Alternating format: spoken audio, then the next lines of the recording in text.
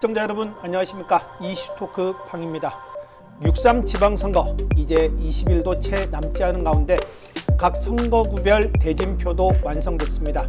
특히 이번 제주도의원 선거는 우여곡절도 많았습니다. 오늘 이 내용 중심으로 선거 이모저모 살펴보겠습니다.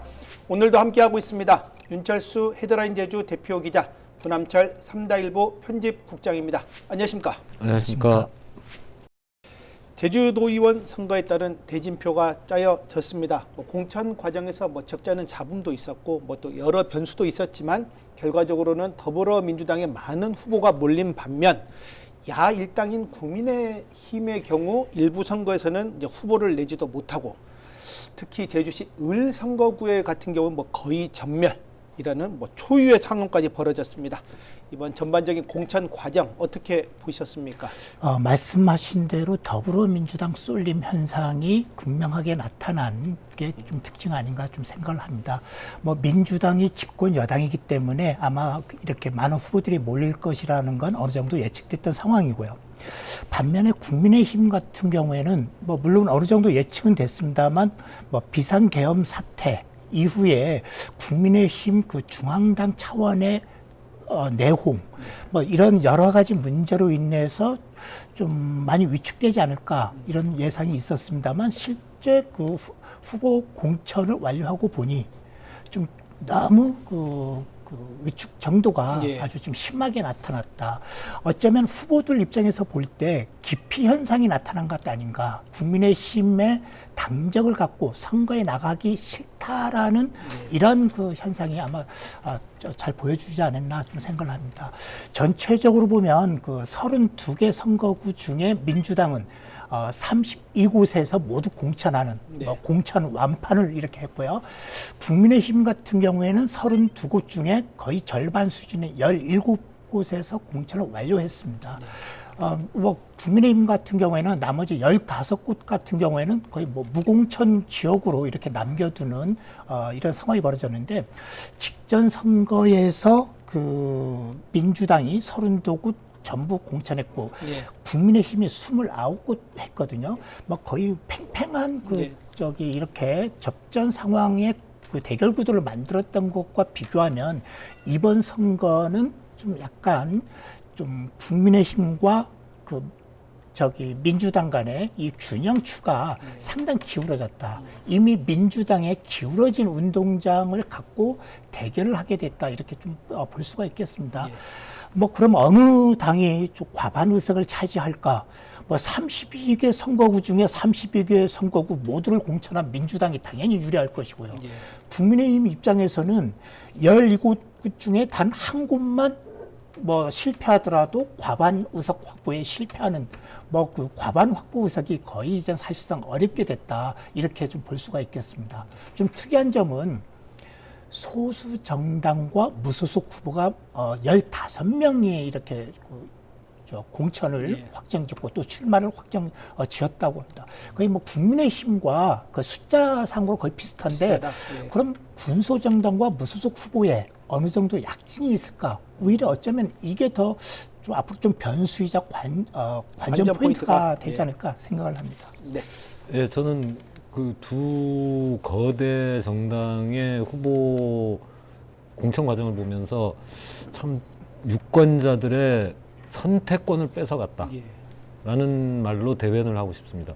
민주당은 아까 윤 대표께서 말씀하셨지만 인물이 넘쳐나서 대부분 경선을 치르면서 이제 흥행을 올린 반면에 국민의힘은 거의 경선 없이 그냥 거의 전략공천 비슷하게 단수공천으로 해서 지금 갔는데, 민주당의 경우에는 부잣집 잔치에 먹을 것도 많고 볼 것도 많다는 긍정적인 말이 아닌 부정적으로 또 여러 가지 잡음이 발생하면서 유권자들의 눈살을 찌푸리게 했고, 국민의힘인 경우에는 아까 앵커께서 말씀하셨지만 제주시 을 같은 경우에는 거의 전멸하다시피 한다라는 거는 유권자들의 그 선택권을 빼앗아간 제1야당으로서의 책임을 반기했다.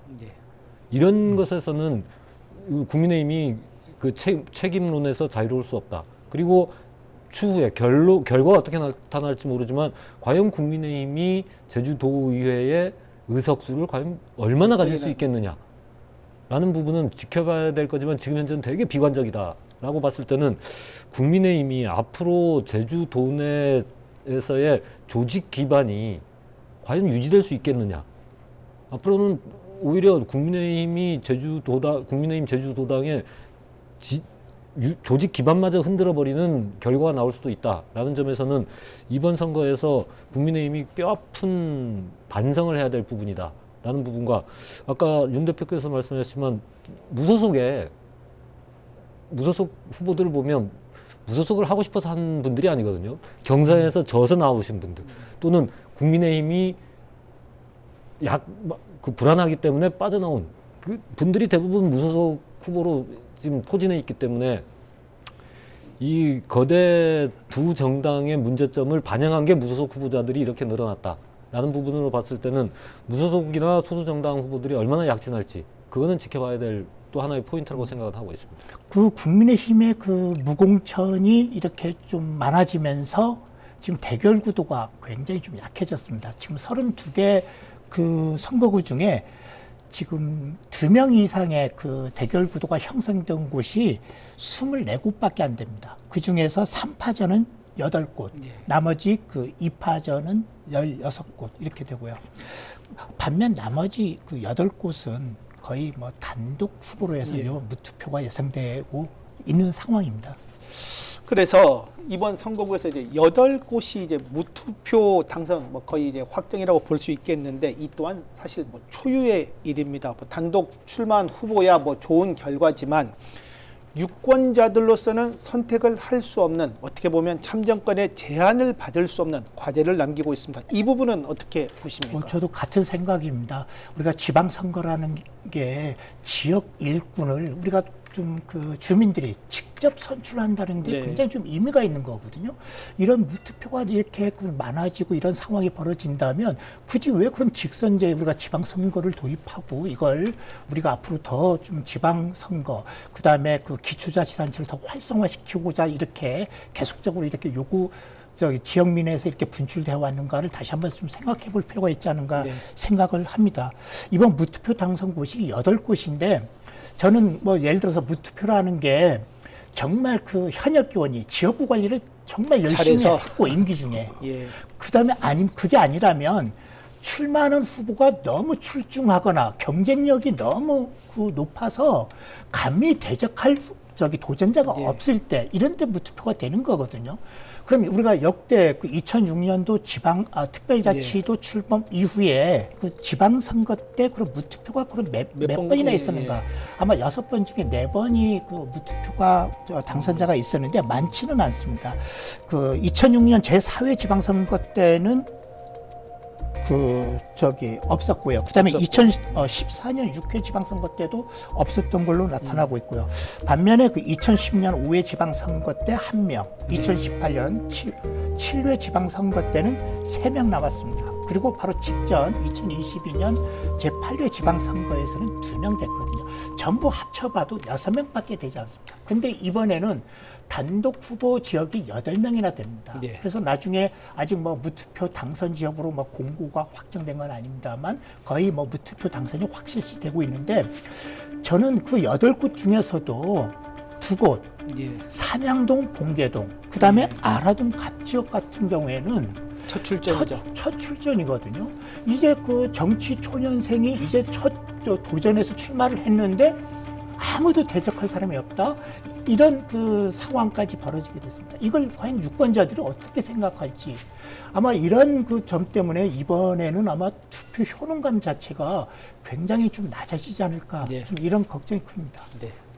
네, 헌법이 보장하고 있는 유권자의 가장 큰 권리가 투표권인데 이 정당들이 이 투표권 행사를 맡고 있다. 특히 이번 이 8명의 무투표 당선의 가장 큰 책임은 국민의힘에 있다. 라고 지적을 하고 싶습니다. 국민의힘이 얼마나 지역 인재 영입이나 이런 부분들을 안 했기 때문에 정당 본연의 역할을 안 했기 때문에 이런 사태가 나타난 건데 이제 무투표 당선이 확정이 된 사람들은 또 선거운동도 못 합니다. 현행선거법상. 그러면 유권자들은 이 단독 출마한 후보자의 정책 이런 부분들을 확인할 방법이 없습니다. 이거는 헌법이 보장한 권리를 뺏어간 것이다 라는 부분에서 강한 비판을 하고 싶고, 저는 지금은 이게 없는데 오히려 앞으로 이런 무투표 당선을 막기 위해서 찬반 투표제를 도입해야 된다. 찬반, 예. 그래서 단독 후보라도 찬성 반대, 뭐 찬성을 받아서 많이 받아서 반대가 있다라는 이런 견제를 받을 수 있는 제도를 마련해야지, 그런 거 없이 그냥 이런 무투표 당선이라는 부분은 선거를 치를 필요, 아까 윤 대표께서 말씀하신 선거를 치를 필요가 없지 않습니까? 그냥 그대로 해버리면 되는 거지. 그런 부분에서는 유권자들의 권리를 보장하는 차원에서라도 앞으로의 이런 제도 개선은 필요하다라는 말씀 드리고 싶습니다. 네. 특징 좀 몇 가지 살펴보겠습니다. 현역은 셌습니다. 대체로 셌습니다. 민주당의 경우 일부 지역에서 여러 후보가 나온 가운데 100% 권리당원으로 투표가 이루어지기 때문에 각자 이제 권리당원 모집에 혈안을 모으면서 예측 불허의 상황도 예상됐었지만 뭐 대부분 현역들이 본선 티켓을 거머쥐었습니다. 이번 결과 어떻게 보셨습니까? 저는 아마 경선에서 현역이 많이 고전하지 않을까 이렇게 좀 예상은 했습니다. 왜냐하면 현역 같은 경우에는 뭐 가산점이 전혀 없거든요. 어쩌면 페널티 요인이 있으면 페널티를 받으면 받았지 가산할 게 없다. 반면에 첫 도전인 정치 신인 같은 경우에는 정치 신인 가점이 있고 청년 가점이 있고 여성 가점이 있고 장애인 가점이 있고 굉장히 그 가산이 많거든요. 좀 그거에 반해서 현역은 굉장히 좀 불리하다. 또 이게 뭐 지역민에 대한 그 여론 조사를 통해서 이렇게 선출하는 방식이 아니라 철저하게 권리당원을 중심으로 하기 때문에 그 권리당원을 선거인으로 한 경선에서는 좀 현역 의원들이 사전에 그 권리당원 그 확보를 잘 했으면 모를까, 그렇지 않을 경우에는 굉장히 좀 어렵지 않겠나 이렇게 생각했습니다. 근데 뭐 아닌 게 아니라 처음에 그 민주당에서 1차 이렇게 여성 출마 선거구를 대상으로 이렇게 발표할 때만 하더라도 현역 의원이 한 3명 정도가 이렇게 좀 낙마를 하는 거 보면서 앞으로 지금 진행될 경선에서도 좀 많이 낙마가 이어지지 않을까 예상이 됐습니다만 그러지 않고 마지막 이렇게 좀 뒷심발리하면서 현역 의원이 좀 강세를 보였습니다. 뭐 결과적으로 민주당에서는 단수 공천이 16곳, 또 경선 지역이 16곳이었는데 16개 그 경선 지역 중 그 현역이 9명이 당선됐습니다. 정치 신인은 7명 당선됐고요. 물론 뭐 7명도 뭐 적은 수는 아닙니다만 예전에 이렇게 우리가 그 추이를 이렇게 살펴본다면 이번에 좀 현역의 강세가 좀 전체적으로 좀 줄어졌다. 결과적으로 그 민주당 같은 경우에는 32명 중에 좀 그 현역이 그 18명까지 이렇게 좀 출마하게 됐다. 그래서 앞으로 좀 앞으로 뭐 3선 도전하시는 현역, 또 재선 도전하는 현역 중심으로 앞으로 좀 지방 정치가 이렇게 좀 주도권이 이렇게 쥐어지지 않을까 생각합니다. 여기에 그 국힘 같은 경우에도 현역이 7명 있고요. 그다음에 진보당도 1명 있습니다. 그래서 전체적으로 출마자 중에 현역 의원은 총 아마 26명 정도 되지 않은가, 제가 이렇게 파악해 본 바로는 그렇고요. 앞으로 좀 이 대결 체제가 이렇게 간다면 아마 그 본선에서도 좀 현역의 입성 비율이 좀 월등히 좀 높지 않을까 생각을 합니다. 4년 전에는 민주당 경선을 했을 때 현역 그 탈락률이 70%를 넘어섰던 걸로 기억을 하는데, 이번에는 현역 상환율이 80%를 넘어섰다라는 부분에서는 좋게 보면 구관이 명관이다 라고 얘기할 수 있지만, 나쁘게 보면 그 경선 방식, 인기투표, 관리당원 100%를 통한 인기투표 내지는 당원 확보에 유리한 현역의 벽이 높았다. 특히 아까 윤 대표께서 말씀하셨지만 정치 신인들이 받을 수 있는 최대 가점 30%라는 가점을 받았음에도 불구하고 현역의 벽을 넘어서지 못했다. 특히 서귀포시 동웅동 같은 경우에는 결선도 없이 그냥 현역이 통과를 했고, 또 가장 치열했던 연동 갑인 경우에도 뭐 결선까지는 갔습니다만은 현역인 양영식 의원이 이제 결선을 넘어섰다라는 걸 봤을 때는 현역의 벽이 이렇게 높구나라는 거를 다시 한번 실감을 했고, 뭐 당원들이 뭐 당원 100%이기 때문에 검증된 후보들을 또 택한 게 아니냐라고 뭐 평가를 하고 싶습니다. 그렇지만 현역들이 대거 귀환을 했다. 특히 삼선들이 뭐 9명 정도 있다라는 부분은 인물 교체로는 물 건너갔다. 한계가 있다라는 점과 이게 그동안 그 경선 과정에서 논란이 됐지만 유령당원 문제가 아직도 이제 해결된 게 아니기 때문에 이런 유령당원 논쟁이 본선이 했을 때 다른 당에서의 공격이 이제 어떻게 할 것이냐. 그리고 그게 그 경선을 넘어섰다고 해서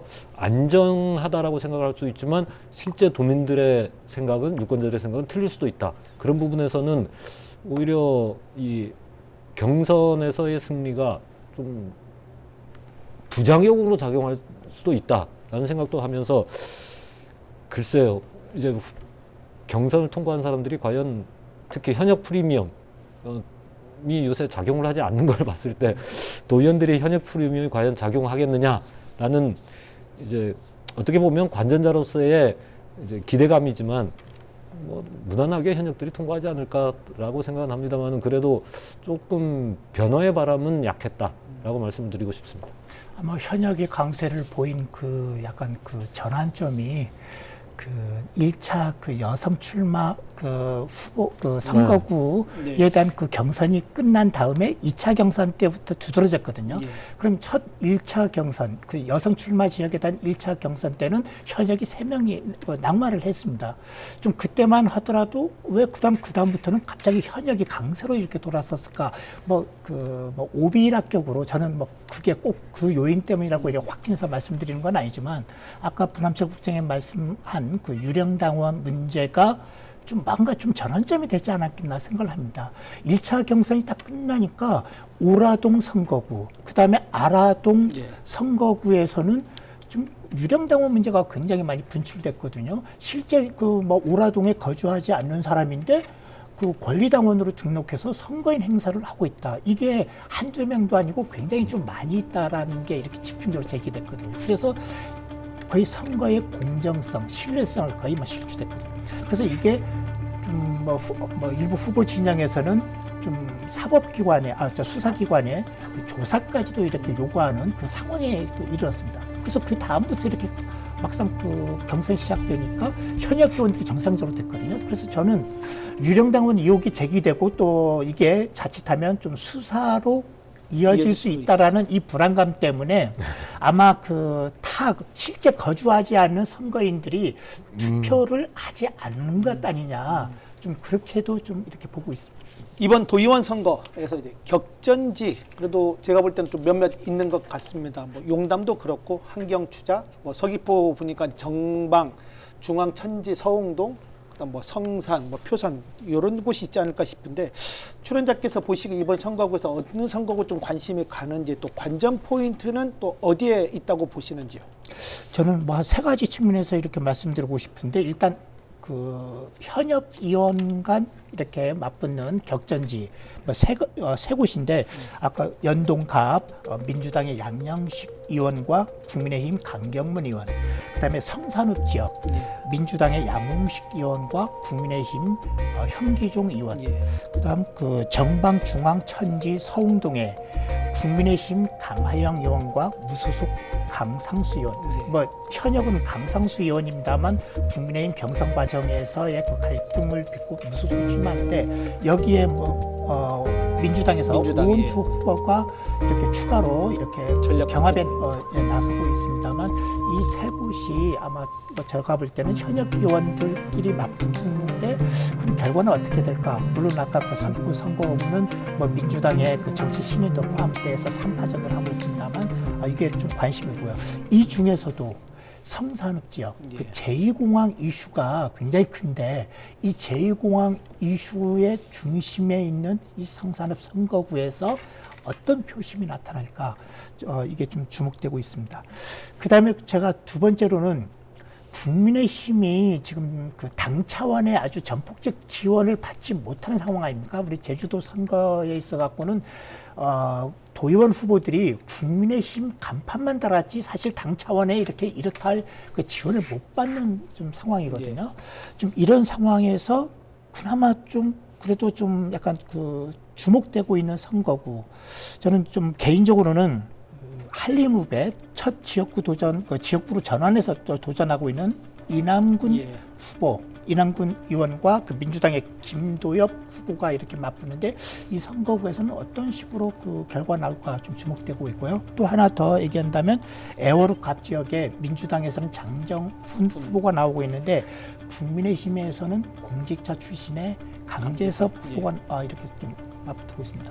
좀 이 두 지역에서도 이 두 지역에서는 뭐 초반에는 뭐 국민의힘 후보들이 약간 그래도 좀 경쟁력이 좀 있지 않는가 이렇게 평가를 됐습니다만 애월읍 지역도 좀 접전 상황으로 보시는 분들도 많더라고요. 그래서 좀 이 두 선거구도 어떻게 좀 결과 나올지 이렇게 좀 주목하고 있습니다. 예, 저는 이상봉 의장이 불출마로 이제 무주공산이 된 노영동 을이 예. 참 재밌더라고요. 왜냐하면 민주당에서 비례대표를 하던 의원 2명이 공천을 받겠다고 들어갔다가 현지용 전 의원이 무면허 운전 의혹이 제기되면서 뭐 사퇴를 했고 도의원직까지 사퇴를 한 상황에서 이경심 의원이 이제 지금 나섰고 또 국힘의 소속으로 출마를 선언했다가 탈당을 해서 무소속으로 전환한 고민수 후보가 또 예. 레이스를 달리고 있고 또 소수 정당인 개혁신당의 이건우 후보가 이제 출마를 해서 이제 3파전이 이루어지고 있는데 현역 의원 현역 의원 1명과 이제 어떻게 보면 정치 신인 2명이 경쟁을 하는 이 부분에서 과연 어떤 결과가 나올지 그리고 어떻게 보면 노영동 을이 연동갑 노영갑 을이 제주 정치에 이제 인구수가 많고 또 젊은 세대들이 많다라는 부분에서 어떤 이제 젊은 세대를 표심을 보여줄 수 있다라는 데서 과연 이 고민수 후보와 이건우 후보가 민주당의 철옹성을 깨트릴 수 있겠느냐라는 부분 그 부분이 한번 재미있는 장소가 되지 않을까. 그리고 뭐 나름 열심히들 하더라고요. 이제 세 분이. 그래서 저는 오히려 이 무소속과 제3시대의 바람이 과연 여기서 불 수 있겠느냐라는 점에서는 여기를 한번 또 관심 있게 볼 거라고 생각을 하고 있습니다. 진보당에서는 물론 5명이 그 지역구 후보로 나가고 있습니다만 진보당을 제외한 녹색당, 정의당, 노동당, 그다음에 제주가치라든지 예. 그래서 뭐 연대를 아마 선거연대를 한 게 이번에 처음으로 알고 있는데 선거연대를 통해서 비례대표 후보도 1명, 지역구 후보도 1명 이렇게 정했는데 그 지역구 후보가 바로 그 일도이동의 정의당 강순화 후보입니다. 여기에는 민주당의 이번에 3선에 도전하는 박호영 후보가 있고요. 그다음에 국민의힘에서는 아직 그 정확하게 그 아직 뭐 출마 입장을 뭐 이렇게 들어본 적은 없습니다만 박현욱 후보를 이렇게 공천을 한 상태입니다. 그래서 3파전으로 전개되는데 일도이동에는 직전 선거에서도 정의당 후보가 굉장히 좀 선전을 한 바 있거든요. 좀 이번 선거에서는 좀 어느 정도 이렇게 좀 득표를 기록할지도 좀 주목되고 있습니다. 네. 비례대표 이야기 나눠보겠습니다. 가장 큰 특징이 아닐까 싶습니다. 이번에 현재 지금 8명에서 이번 선거를 통해 13명으로 늘어나게 됩니다. 이번 비례대표 증원의 의미 어떻게 보십니까? 좀 너무 섣불리 했다 이렇게 좀 생각을 합니다. 저는 뭐 기본적으로 이번에 과연 증원할 필요성에 대해서 좀 사실 개인적으로 납득이 안 됩니다. 왜 증원을 해야 하는지 이게 결국은 거대 정당 독식 구조를 강화하는 결과로 초래할 것 아니냐고 이렇게 봅니다. 사실 이번에 증원하려고 하는 목적이 첫 번째가 교육기원 일몰제에 따라서 교육기원 5석이 폐지된다. 그래서 폐지되는 5석만큼 늘려달라는 거 아닙니까? 그다음에 단순히 늘려달라는 차원이 아니라 법안을 제출한 제출 사유를 이렇게 보면 교육위원이 사라지면 그동안 교육위원이 해왔던 사무를 못하게 된다. 교육과 관련된 사무, 학예와 관련된 사무 못하게 된다. 이걸 연속성 있게 해나가기 위해서는 증원이 필요하다고 했습니다.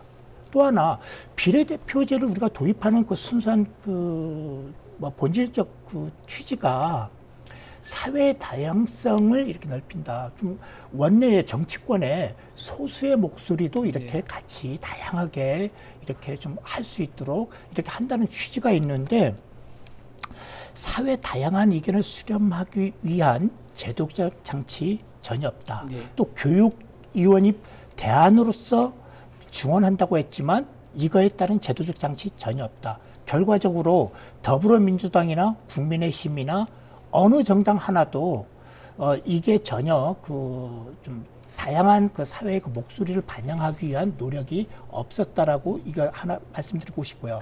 그다음에 기본적으로는 국회 정치개혁특위에서 이번에 증언을 해주고자 했다면 이참에 지방선거에서 그 비례의석 그 할당 그 요건이 되는 5% 이상의 득표율 이 조건을 당연히 폐지했어야 된다. 왜냐하면 헌법재판소가 국회의원 비례대표 그 3% 이상은 위헌이라고 이렇게 판결해서 이걸 폐지를 했거든요. 그럼 자동으로 지방선거에 대해서는 특별히 헌재가 언급은 안 했지만 헌재의 결정 취지를 놓고 보면은 당연히 이것도 위헌의 소지가 뭐 충분한 거 아닙니까? 그래서 5% 그 이상의 득표를 이것도 이번에 폐지를 했어야 함에도 폐지를 안 한 상태로 그대로 놔뒀다. 이건 뭘 의미하느냐? 더불어민주당과 국민의힘이 거의 뭐 독식하겠다. 소수 정당이 주고 싶지 않다라는 걸 이렇게 보여주는 것 아닙니까? 그래서 저는 이번에 증언은 기본적으로 좀 잘못됐다 이렇게 생각을 합니다. 더 드릴 말씀이 없습니다. 예. 그냥 전적으로 동의를 하고 그냥 진짜 숫자 노름에 불과했다. 그리고 거대 양당이 자신들의 몫을 파이를 키우기 위한 의도가 명백히 보이는 그런 증언에 불과했다. 즉 체격은 커졌지만 체질은 키우지 못하는 아까 말씀하신 대로 3% 5%를 3% 낮춰주는 그런 부분 그리고 사회적 약자 또는 소수자의 입장을 대변할 수 있도록 비례대표 순번에 어떤 좀 더 강력한 권고사항 내지는 규제사항, 순번 배치를 그런 거 없이 그냥 숫자만 늘려버렸다라는 점은 결국엔 자기들이 다 먹겠다. 저는 농담 삼아서 국민의힘이 이번 선거를 잘못 치르면 지역구 의원보다 비례대표 의원이 더 많을 수도 있다라는 농담까지도 제가 하기도 하는데 그렇듯이 비례대표를 소수 정당에 갈 수 없는 구조가 지금 현재 구조이기 때문에 이런 부분에서는 과연 유권자들이 이 부분을 어떻게 받아들일 것이냐. 그리고 유권자들의 표심이 과연 이제 지역구 의원은 다르겠지만 오히려 정당 지지에서 유권자들의 표심이 조금만 더 관심을 갖고 있다면 특히 비례대표에서 관심을 갖고 있다면 유권자들의 표심이 조금 움직이지 않을까. 저는 그렇게도 한번 기대를 해봅니다. 저는 뭐 1차적으로는 뭐 국회가 잘못한 건 맞고요. 이거 뭐 법안을 통과시키면서 단지 숫자 늘리기로 그쳤다. 이거 굉장히 저는 잘못됐고 또 뭐 5%의 그 득표율 이것도 폐지를 안 한 상황에서 그대로 했다. 좀 이것도 굉장히 좀 잘못됐다고 생각하는데 여기에 더불어서 선거구 획정위원회도 정말 잘못했다라고 생각을 합니다. 누구를 위한 증언인지 그럼 증언을 함으로써 도민에게는 어떤 이득이 있는지 이걸 도민들은 전혀 이거 느끼지 못해요. 기뻐할 사람은 민주당과 국민의힘과 정치 지망생들 비례대표를 나가고자 하는 사람만 기회가 넓어졌다 해서 기뻐하지 일반 도민은 이것에 대해서 뭐 우리 도민들에게 이득이 되는 게 어떤 점이 이득이 되는지도 전혀 좀 약간 와닿지 않게끔 하고 있다. 선거구 획정위원회는 왜 잘못됐다 하면은 일단 법안이 개정되면서 45명 이내에 둘 수 있도록 이렇게 하고 있습니다. 예. 정수를 45명 이내에 둘 수 있도록 한다는 거는 44명을 둘 수도 있고요. 43명을 둘 수도 있습니다. 제가 43명이라고 얘기하는 건 비례대표를 25% 이상 두도록 했기 때문에 현행은 8명입니다만 25% 이상 둔다면 11명이 돼야 되거든요. 11명에 지역구 32명 하게 되면 43명이 되는 겁니다. 그래서 저는 선거구 획정위원회에서 마지막 최종 결정하기 전에 좀 일단 중원은 하더라도 법률에 맞게끔 최소한도로 하는 게 낫지 않나. 최소한도로 한다면 11명 정도로만 하는 게 낫지 않는가. 그러면 전체 의원 정수는 43명으로 하고요. 그럼 두 석이 남는 거는 앞으로 차기 선거 때도 지역구 조정할 때 요번에 삼양동과 봉계동이 막상 분구 대상이 됐지 않습니까? 인구수가 이미 헌법재판소가 제시한 인구 편차 기준에 이미 초과된 것으로 나타났기 때문에 당연히 분구를 해야 됩니다. 그런데 선거구 획정위원회에서는 이것도 2025년 기준 인구가 아니라 2024년 12월 인구를 기준으로 해서 이제는 헌법재판소에 이건 위헌의 그 위헌성을 이렇게 피해서 위헌 아니다 이렇게 하면서 분부를 안 했거든요. 좀 이런 그 어처구니 없는 일도 있었는데 이런 점을 감안할 때 선거구 획정위원회에서 이번에 2석 정도는 차기에 지역구를 좀 분부시키는데 사용할 목적으로 좀 남겨뒀으면 남겨두는 게 낫지 않았나 생각을 합니다. 네. 각 정당별로 후보별 순위도 정해졌습니다. 이런 가운데 국민의힘은 좀 여러 논란 속에 좀 발표가 늦어지기도 했는데 각 정당별 후보 순위 정하는 그 과정 어떻게들 보셨습니까? 민주당도 실망스럽고요. 국민의힘도 굉장히 이번에 좀 공당으로서 좀 책임을 다하지 못한 또 신뢰성을 오히려 저버린 그런 결정을 한 것 아니냐 생각을 합니다. 지금 국민의힘이 약간 마지막에 논란이 많으니까 민주당은 입장까지 내서 국민의힘을 비판했던데 저는 민주당도 할 말이 없다고 봅니다. 민주당은 13명을 이렇게 비례대표 후보를 추천을 했는데 그 중에 현행 법에서 규정된 3분의 1을 초과할 수 없도록 된 이 규정을 놓고 볼 때 민주당이 얻을 수 있는 최대 의석은 8석입니다. 근데 이번 8석 당선권에 있는 8명의 순번을 이렇게 보면은 정말 특징이 없습니다. 그저 정치 지망생들 좀 약간 인기 투표에서 나열한 것밖에 안 된다. 아까 좀 전에도 말씀드렸습니다만 비례대표라는 게 사회의 다양한 의견을 듣고자 합니다. 자, 청년의 목소리도 들어야 되고 노동자의 목소리도 들어야 되고 농민의 목소리도 들어야 되고 장애인의 목소리도 들어야 되고 또 사회복지 전문가의 목소리도 들어야 되고 또 제주도 같은 경우에는 교육기원 덕분에 중원됐기 때문에 교육 전문가도 최소한 1명 정도 있어야 된다. 근데 민주당 보면 교육 전문가 1명 없습니다. 있다고 하는데 제가 볼 때는 이게 왜 교육 전문가로 분류돼야 되는가? 공교육 시스템에 대해서 뭔가 전문성 있게 역할을 할 그런 후보는 제가 볼 때는 없다고 보고요. 그다음에 민주당의 제주도당은 그야말로 후보자를 선별해서 인기 투표해서 순번을 정하는 식으로 했는데 그래서 우리는 민주적으로 했다 하는데 저는 이거 공당의 역할을 다 못했다고 봅니다. 다시도 보면 예를 들어서 이 한 명의 몫은 장애인 분야의 영역의 몫, 아니면 사회복지 관련 전문가의 몫, 교육 전문가의 몫, 좀 약간 그런 분야별 전문성을 확보하기 위한 이런 제도적 장치가 있어야 되는데 그런 노력이 전혀 없다. 좀 이 부분이 굉장히 좀 실망스럽고요. 국민의힘은 언론에도 많이 보도가 됐습니다만 경선룰이 왔다 갔다 하는 문제. 그 다음에 또 하나는 범죄 이력을 가진 지금 논란이 되는 후보 같은 경우에는 상해죄로 이미 형사처벌을 받은 전력이 있다. 확정 판결을 받은 전력이 있는데 국민의힘 당규에 보면 폭행 등의 혐의로 이렇게 확정 판결을 받았을 경우에는 좀 부적격 후보로 이렇게 분류하도록 되어 있습니다. 그럼 상해죄는 폭행이 아니다라고 이렇게 판단을 한 것 같아요. 아마 처음에 공관위 심사에서는. 근데 상해죄는 폭행보다도 더 무거운 죄거든요. 자, 폭행은 단순히 상해까지 이르지 않은 범죄를 얘기하는 거고, 상해는 정말 폭행보다도 피해자로 하여금 정말 상해를 가한 이런 범죄거든요. 그럼에도 이걸 적격으로 분류해서 당선권 번호를 부여했다. 저는 굉장히 좀 문제가 있다고 봅니다. 그래서 비판을 할 수밖에 없는 게 비례대표제를 13석으로 늘리는 게 아무런 의미가 없다라는 게 이 내용과 연결이 되는데 지금 보면 저는 깜짝 놀란 게 두 당 거대 민주당과 국민의힘이 비례대표 순번을 보다가 확정된 순번을 보다가 저 깜짝 놀랐습니다. 장애인이 없어요.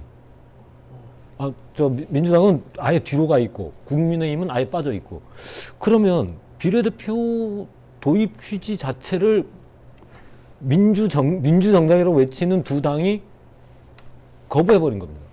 왜냐하면 분명히 비례대표제는 사회적 약자를 먼저 배려해야 된다.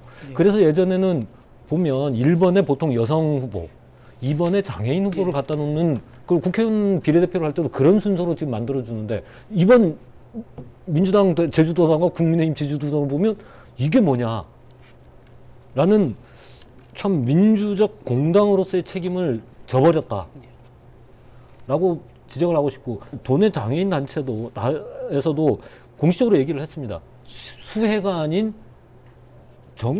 정치적 권리를 달라라고 얘기를 했는데 아예 무시를 해버리는 이런 부분에서는 저는 참 왜 이렇게 했는가라고 해서 저는 다른 지역을 봤더니 다른 지역은 국회의원 배치와 비슷하게 유사하게 비례대표를 배치를 했더라고요. 제주도는 특별하게 이렇게 했는데 아무리 특별자치도라 그러지만 특별자치도가 이런 특별자치도가 돼서는 절대 안 된다. 라는 말씀을 드리고 싶고 그러니 이게 8석에서 13석으로 늘릴 이유가 전혀 없었다. 또 아까 윤 대표께서 말씀하신 그 민주당의 교육 1번이 교육이라고 이제 자기들은 내세우는데 과연 이 사람들이 무슨 교육의 전문가인가?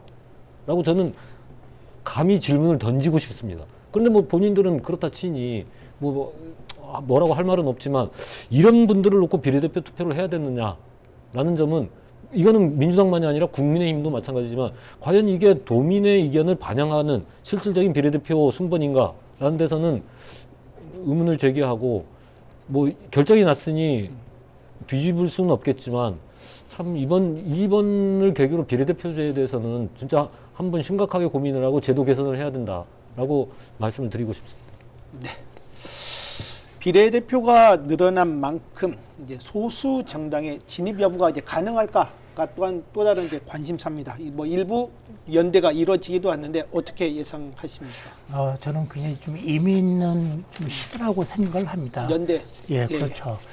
왜냐하면 지금 그 상황에서 그대로 비례대표 투표가 이루어진다면 어떤 결과가 예상되냐면 바로 최근에 있었던 여론조사 결과를 그대로 준용해서 이렇게 생각을 해본다면 한 정당이 3분의 2 이상의 의석을 가져가지 못하도록 돼 있거든요. 그럼 13명 중에 최고치로 가져갈 수 있는 의석수가 8석이다. 예.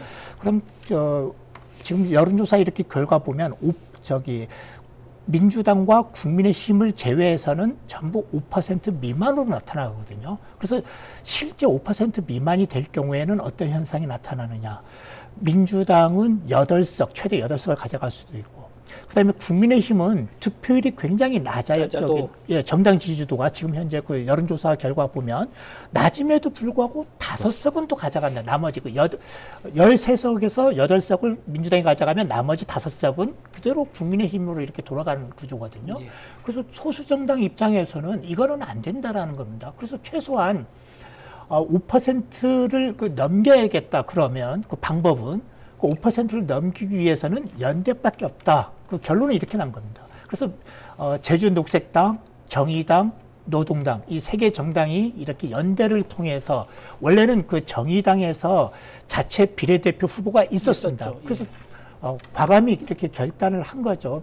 비례대표를 내지 않겠다. 이렇게 먼저 선언하고 그 대신 연대하자. 이렇게 했는데 제주 녹색당이나 노동당에서도 이걸 수긍하면서 결국 그 비례대표 후보는 제주 녹색당에서 비례대표 후보를 하고 지역구는 정의당 후보가 지역구 후보로 이렇게 나가는 걸로 처음으로 공동 후보라는 타이틀로 해서 진보 진영이 이런 시도를 한다는데 저는 굉장히 좀 의미 있는 도전이다 생각을 합니다.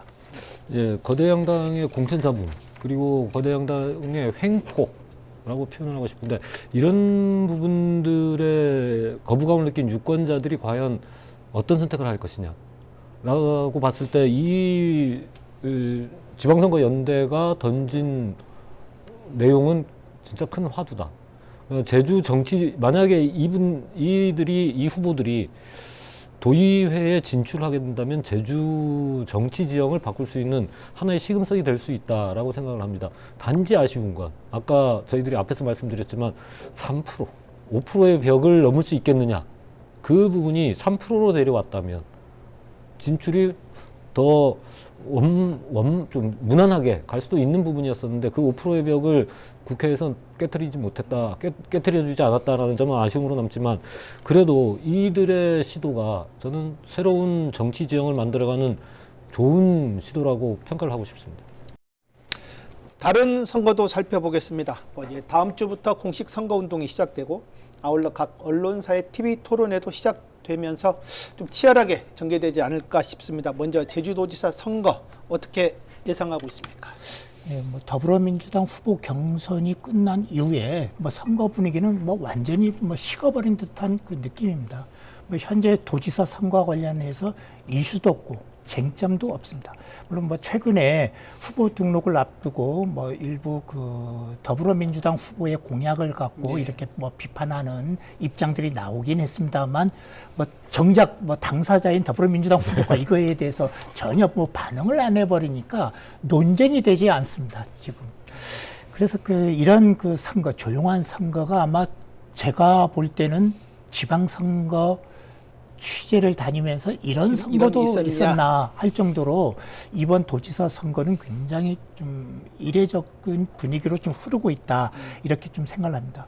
문제는 뭐냐면 이렇게 식어버렸으면 뭔가 좀 여론조사에서 지지율이 약간 좀 추격하는 입장에 있는 도전자들이 좀 더 과감하게 좀 문제 제기, 이슈 제기, 또 좀 약간 1위를 달리고 있는 후보에 대한 후보가 내놓은 정책이라든지 또 후보자에 대한 검증 이런 노력들을 좀 적극적으로 할 필요가 있는데 지금 출마한 후보자들이 전부 저마다 점잖게 운동을 하고 있다. 그래서 좀 이게 유권자들이 좀 보기에는 좀 도지사 선거에 대한 관심도가 하는지 안 하는지 좀 관심도가 그냥 뭐 식어버렸다 이렇게 좀 생각이 좀 들고요. 다행인 것은 서귀포에서 보궐선거가 이루어지기 때문에 그나마 선거 분위기가 좀 식었던 선거 분위기가 조금 살아나는 좀 약간 좀 전환점이 되지 않나 좀 생각을 합니다. 네, 뭐 지금 선거 분위기가 가라앉아 있는데 다음 주 18일에 예정돼 있는 이제 저희 언론사사 공동 도지사 후보자 초청 토론회, 그다음 교육감 토론회, 그다음에 국회의원 보궐선거 토론회를 시점으로 이게 조금 활발해지지 않을까.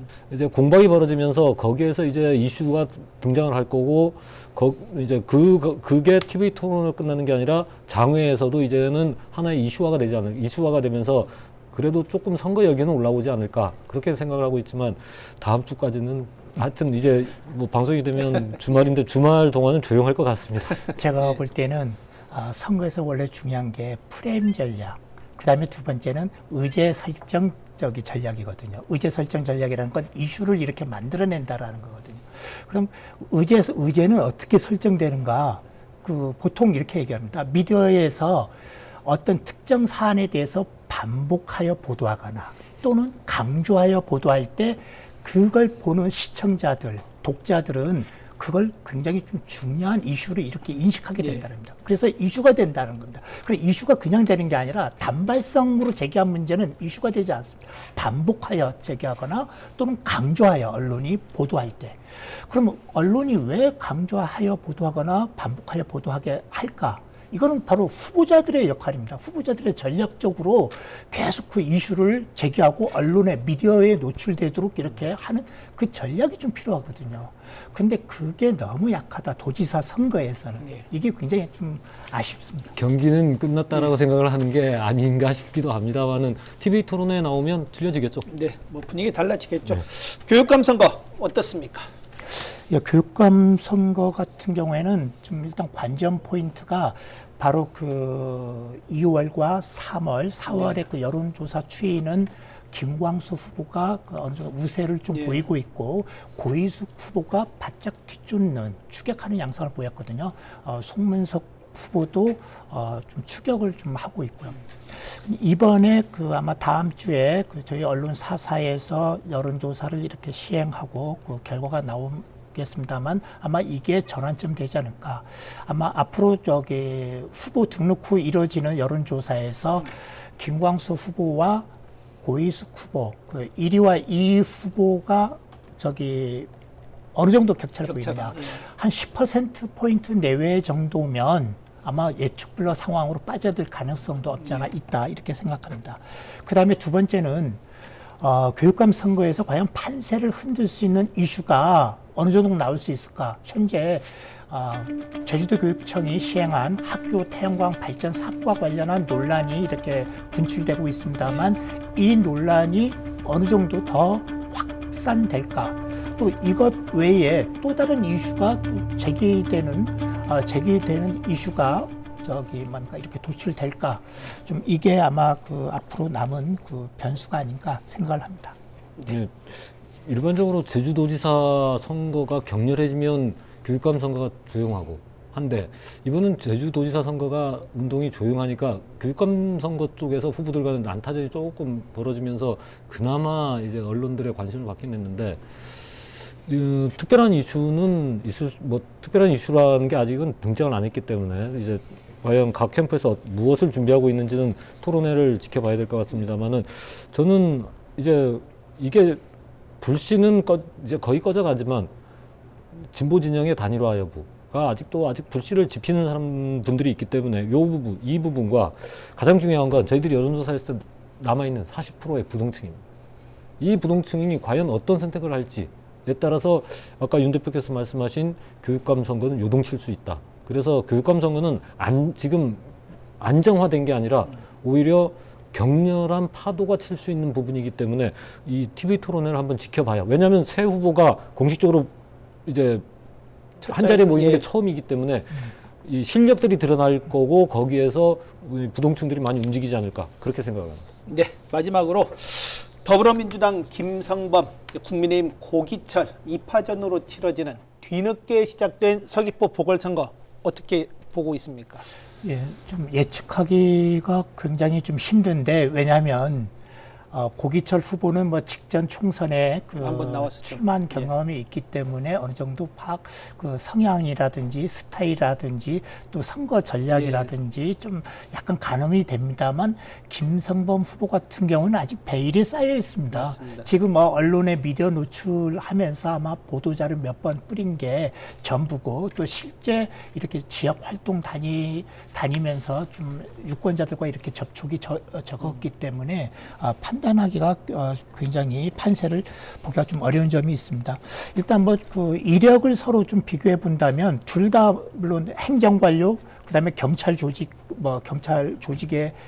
일했던 경력 비슷합니다만 반면에 고기철 후보 같은 경우에는 거기에 플러스해서 정치 활동과 그 지역 활동 경험이 있다. 이게 좀 차이점이고요. 그 반면에 그 조직력은 제가 볼 때는 고기철 후보가 개인적 조직력은 뭐 앞서지 않겠나. 왜냐하면 선거도 한번 해봤기 때문에. 김성범 후보 같은 경우는 조직력은 없습니다. 개인 조직력은 좀 취약하다고 봅니다. 반면에 더불어민주당이라는 당 차원의 막강한 조직력이 있다. 뭔가 뒷배가 있기 때문에 아마 이번에 좀 약간 접전 상황으로 갈 수 있지 않겠나 좀 생각을 합니다. 서귀포 선거구에서 아마 이런 조직력 대결로 본다면 아마 제가 볼 때는 아마 접전 상황으로 이렇게 가면서 여기에 플러스해서 그 정책 이슈가 끼어든다면 정책 이슈 중에서는 아마 제2공항 이슈가 가장 크게 분출되지 않을까. 그럼 민심이 어떤 식으로 표심이 이동할지 아마 이게 관건이 되지 않을까 생각을 합니다. 네. 예, 민주당의 야성을 국민의힘이 깨뜨릴 수 있겠느냐가 최대 관건이고 이슈는 제2공항을 과연 어떤 입장에서 갈 것이냐. 뭐 두 후보 다 찬성 입장을 보이지만 그 해결 방법은 조금 다르기 때문에 그 부분이 이제 유권자들의 표심을 공략하는 키포인트가 될 것 같고 하나 상수가 남아 있지 않습니까? 제주도지사 선거에 이게 같이 연동이 돼 버리기 때문에 이 도지사 선거 여론을 따라서 흘러가 버릴 수 있기 때문에 솔직한 얘기로 고기철 후보는 많은 고민을 해야 될 부분이다. 그러니까 그와 떼내서 서귀포 보궐을 끌어가야 되는 지금 현재 도지사 선거와 자기 선거를 연계해서 갔을 때는 그렇게 승산이 없다고 판단을 하지 않을까. 그런 부분에서는 과연 고기철 후보가 어떤 선거 전략을 짤지 그건 한번 지켜봐야 될 것 같습니다. 네, 오늘 토론회 정리하겠습니다. 마무리 발언 부탁드리겠습니다. 네, 거대 여당이 독주와 그 나머지 정당, 참 소수라는 말을 쓰긴 그렇습니다만은 국민의힘까지 들어갔을 때 나머지 정당들이 그 분투 그리고 유례없는 8곳이 무투표 당선이라는 게 저는 제주 정치사에 특이한 시기다라고 말씀을 드리고 싶은데 아쉬운 점은 제가 드리고 싶은 말씀은 검증되지 않은 권력은 독주하게 돼 있고 견제 없는 의정은 제주도민의 삶을 망가뜨릴 수 있습니다. 이 역할은 유권자들이 할 수밖에 없기 때문에 저희를 비롯해 저희 언론들도 앞으로 이제 선거 운동이 시작되면 후보들의 공약을 차분하게 검증을 해야 될 부분이고 유권자들께서도 그런 부분들을 한번 잘 살피셔서 올바른 선택을 할 수 있었으면 하는 바람입니다. 네, 고맙습니다. 네. 도의원 선거에서도 좀 이례적으로 좀 무공천 지역도 많았고 또 무투표 당선 지역도 많아질 것이다라는 이런 예측. 이것 때문에 굉장히 좀 선거 분위기는 식었다. 또 여기에 엎친 데 덮친 격으로 좀 국민의힘에서 굉장히 좀 선거전을 소극적으로 좀 임한다. 또 여기에 또 정치 불신을 갖게 하는 여러 가지 요소들이 많이 나타나고 있다. 이런 복합적으로 이렇게 얽혔을 때 좀 이번 선거에서 유권자들이 투표장에 갈 때 어떤 생각을 할지 굉장히 좀 궁금합니다. 좀 투표 효능감이 좀 많이 이렇게 떨어지면서 투표율이 좀 낮아지지 않을까 하는 그런 걱정도 있습니다만 좀 선거라는 게 꼭 결과만 중요한 게 아니라 그 과정도 굉장히 중요하지 않습니까? 좀 지역 정치권의 책임이 굉장히 중요하다. 남은 기간 좀 정책 검증, 후보자 검증, 좀 각 정당에서 좀 더 적극적으로 해주시길 당부드리겠습니다. 네, 오늘 귀한 시간 감사합니다. 6.3 지방선거 대진표가 완성되면서 이제 제주 정치권은 본격적인 본선 경쟁에 돌입했습니다. 남은 기간 후보들이 어떤 전략과 메시지로 유권자들의 선택을 이끌어낼지 관심을 모으고 있습니다. 특히 KCTV 제주방송과 삼다일보, 한라일보, 헤드라인 제주 언론사사는 유권자들의 선택에 도움을 드리기 위해 18일부터 3일 연속 저녁 7시에 도지사와 교육감, 서귀포 국회의원 보궐선거 후보 토론회를 개최하고 있습니다. 많은 관심과 성원 바라겠습니다. 오늘 함께해 주셔서 감사합니다.